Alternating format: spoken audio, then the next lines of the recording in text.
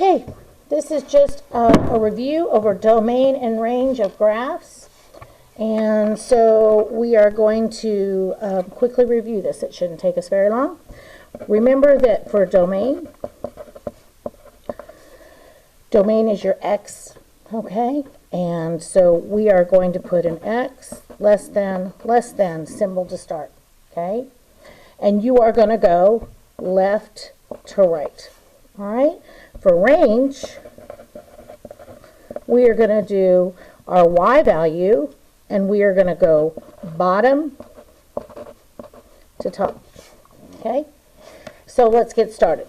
The first one, remember, I'm just going to put an x, I'm going to put a less than and a less than sign, and here's my range. I'm going to put a y, a less than, and a less than to get started.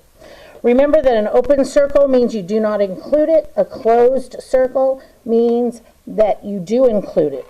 Remember that if, because there's none of those on here, so if you have a graph and you have a line, and let's say the line goes like this and has arrows going like this, it means that it is continuing, okay?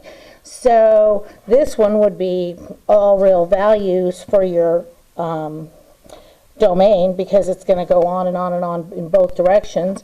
For your range, it would be whatever this is, and it would include this point and then go up. So it would be something like, let's say this is at 2, okay? So if I had a graph that looked like this, I would do my x.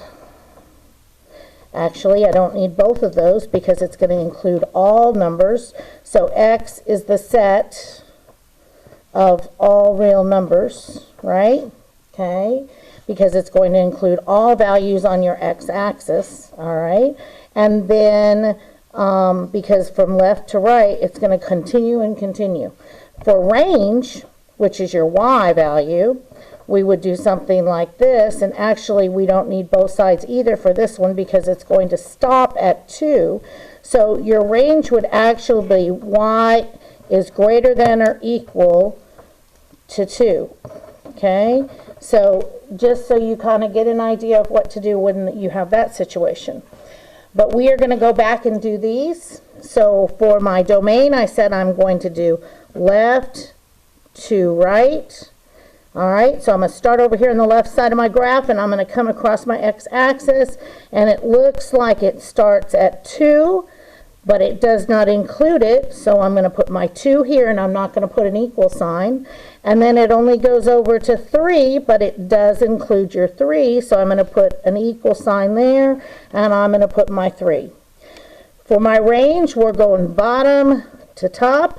All right, so I'm going to start down here, and the first time on my y-axis I see it starts at 1, and it does include it, so 1, and it includes it, and it goes up to 3, but it does not include it. It's that simple, okay?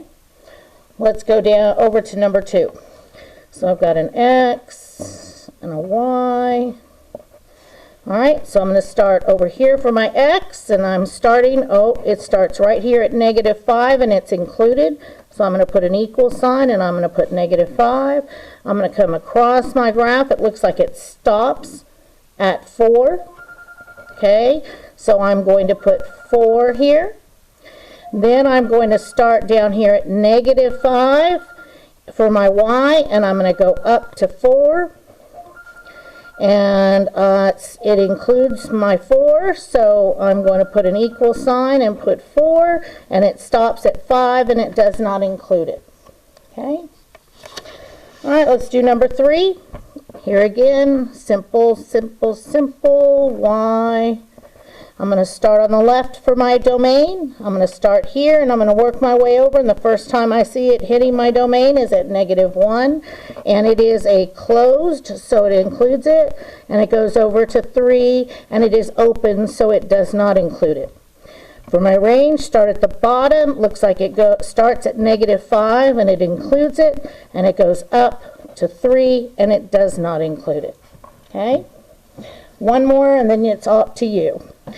X less than y less than. All right, start over here. It starts at -5 on my x, but it does not include it, so I'm not going to put an equal sign. And it goes over to 0. Okay, does not include it. All right, so here to here. Then for my range, I start at the bottom. It starts at -1, does not include it, and goes up to 4 and does not include it. You have a little practice today just to remind you. Have a great day.